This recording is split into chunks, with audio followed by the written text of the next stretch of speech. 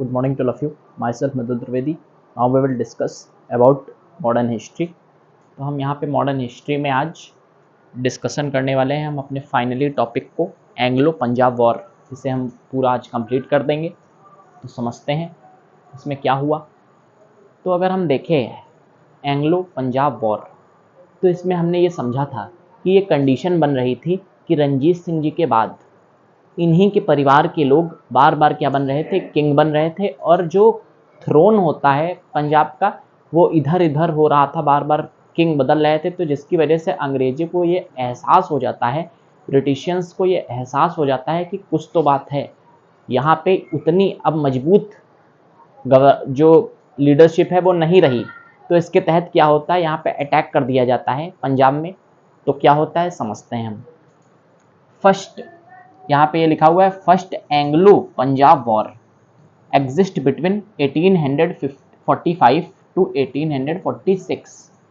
1845 से लेकर के 1846 के बीच में क्या होता है, फर्स्ट एंग्लो वॉर एग्जिस्ट करता है। इसमें क्या होता है, British crossed Sutlej river, Sutlej जो सतलुज रिवर होती है, हाँ सतलुज रिवर, इस रिवर को क्या किया हो जाता है, सतलुज रिवर को क्रॉस कर दिया जाता है बाय द ब्रिटिशियन।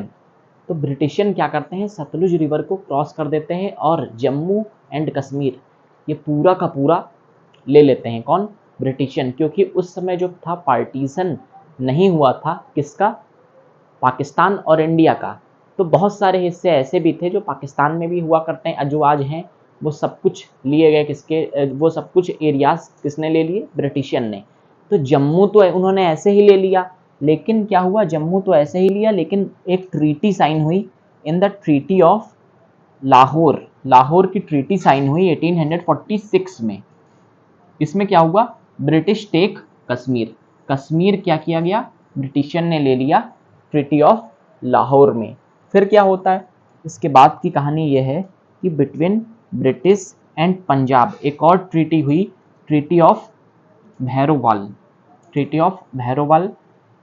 इस ट्रीटी में भी बहुत सारी चीज़ें ले ली गई। हाँ, तो हम अगर देखें यहाँ पे तो फिर हुआ क्या एक्चुअली, तो एक्चुअली यहाँ पे ये हुआ, ब्रिटिशियन को ये पता चला कि जो पंजाब की स्थिति है वो इस समय कुछ डावाडोल है, अब उतनी अच्छी लीडरशिप यहाँ पे नहीं रही। तो वो क्या करते हैं, सतलज रिवर जो होती है उसे क्रॉस कर देते हैं। अब यहाँ पे समझिएगा हम यहाँ पे क्यों ये कह रहे हैं कि सतलज रिवर क्रॉस कर दिया, क्योंकि जो रणजीत सिंह थे उन्होंने कह रखा था कि सतलुज रिवर कोई क्रॉस नहीं करेगा। जो रणजीत सिंह जी थे उनका मानना था अगर सतलुज रिवर कोई क्रॉस करेगा तो हम उस पर अटैक कर देंगे। तो सतलुज रिवर क्रॉस करने के लिए उन्होंने मना किया था।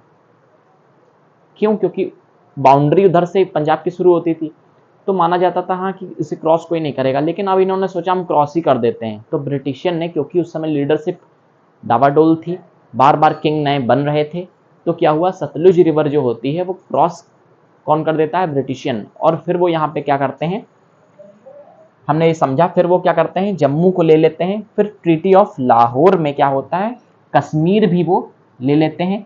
फिर क्या होता है, बिटवीन ब्रिटिशियन एंड पंजाब ट्रीटी होती है, एक और ट्रीटी होती है ट्रीटी ऑफ भैरोवाल, इसमें भी बहुत सारी चीज़ें वो लेते हैं।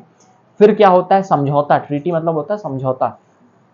फिर इन दिस बैटल ब्रिटिश, इस बैटल में है कौन कौन, तो ब्रिटिशियन है प्लस वर्सेस कौन है, तो versus army of Dilip Singh, army of Dilip Singh. क्योंकि उस समय जो राजा हैं, जो किंग है वो कौन है, तो दिलीप सिंह ही तो है उस समय किंग। पंजाब में उस समय किंग कौन है, तो दिलीप सिंह है उस समय किंग। तो क्या होता है, ब्रिटिशियन वर्सेस दिलीप सिंह की आर्मी होती है। और क्या होता है यहाँ पे, उस समय जो इनकी तरफ से, दिलीप सिंह की तरफ से जो कमांडर होता है वो कौन होते हैं, तो कमांडर अगर हम देखें तो ताजा सिंह, ताजा सिंह, ये थोड़ा सा इंपॉर्टेंट है, ध्यान रखिएगा। ताजा सिंह कौन होते हैं, उनके कमांडर होते हैं। वजीर उस समय उनके कौन होते हैं, तो वजीर अगर हम यहाँ पे देखें उस समय कौन होते हैं, हाँ पंजाब के, तो वो लाल सिंह होते हैं। लाल सिंह कौन होते हैं, लाल सिंह कौन थे, तो इनके वजीर थे किसके, पंजाब के। उस समय कमांडर कौन थे, तो ताजा सिंह इनके कमांडर थे। फिर क्या हुआ, फाइनली ड्यूरिंग 1848 टू 1849 क्या होता है, पंजाब एनेक्स्ड, लॉर्ड डलहौजी क्या करता है, एनेक्सेशन ऑफ पंजाब कर देता है। बिटवीन 1848 से लेकर के 1849 तक की। और फिर यहाँ पे क्या होता है, तो इस्टेब्लिश 3 मैन बोर्ड बाई ब्रिटिशियन। अब 3 मैन बोर्ड क्या है, तो यहाँ पे ये हुआ कि अपने 3 आदमी बिठा दिए। 3 मैन बोर्ड मतलब हाँ, जैसे कि आज छोटी मोटी कोई ऑर्गेनाइजेशन समझ लीजिए, तो अपनी 3 मैन बोर्ड बिठा दिया। हाँ, अपने 3 आदमी बिठा दिए कहाँ पे, पंजाब में। वो लोग अपना काम धाम देखेंगे पंजाब में, और पंजाब को क्या किया, अपना ब्रिटिश कॉलोनी में इस्टेब्लिश कर लिया कि यहाँ पे अब हमारा कब्जा हो गया है। ये किसने कहा, ये ब्रिटिशियन ने कहा। तो वहाँ पे फाइनली इन्होंने कब्जा कर लिया पंजाब में। और लॉर्ड डलहौजी ने उस समय गवर्नर थे, तो उन्हीं के टाइम पे क्या हुआ, कब्जा हुआ था, एनेक्सेशन ऑफ पंजाब। एनेक्सेशन मतलब कब्जा समझ लीजिए। हाँ, तो ये कब हुआ था, तो बिटवीन 1848 से लेकर के 1849 तक की एनेक्सेशन ऑफ पंजाब हुआ। तो यहाँ पे हमारा टॉपिक ये ख़त्म होता है, एंग्लो पंजाब वॉर, जिसका जो रिजल्ट है वो क्या निकला कि पंजाब में कब्जा किया किसने, ब्रिटिशियन ने। तो ये भी हमारा rise of East India company का ही पार्ट है। Now please take a screenshot. Thank you.